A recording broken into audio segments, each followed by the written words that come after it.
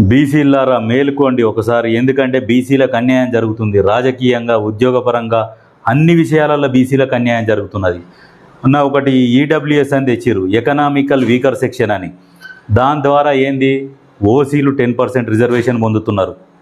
ఉద్యోగులలో కావచ్చు, ప్రైవేట్ ఉద్యోగాలలో కావచ్చు, రాజకీయంగా కావచ్చు, ఏ విధంగానైనా ఓసీలు ఇంకొక 10% అదనంగా పొందుతున్నారు.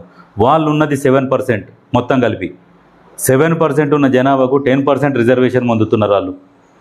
మనము 56-57% ఉన్న జనాభా ఉండి కూడా మనం 10% రిజర్వేషన్ పొందుతున్నాము.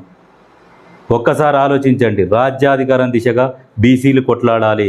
ఇప్పుడు కొట్లాడకుంటే జీవితంలో ఎప్పటికి కూడా బాగుపడలేము. భవిష్యత్తు తరాల కోసం అన్న కొట్లాడండి. ఆలోచించండి. మన కులాల వెనుకున్న తోకలు తీసి ఏ ప్రభుత్వం ఉన్నా దాని మెడలు వంచి బీసీలకు రిజర్వేషన్ 50% వచ్చేటట్టు ఫైట్ చేద్దాం. ఒక్కసారి ఆలోచించుకోండి. దీని గురించి, ఈడబ్ల్యూఎస్ గురించి నేను పూర్తిగా వివరాలు నా యూట్యూబ్ ఛానల్లో పెట్టినా, ఒకసారి చెక్ చేసుకోండి.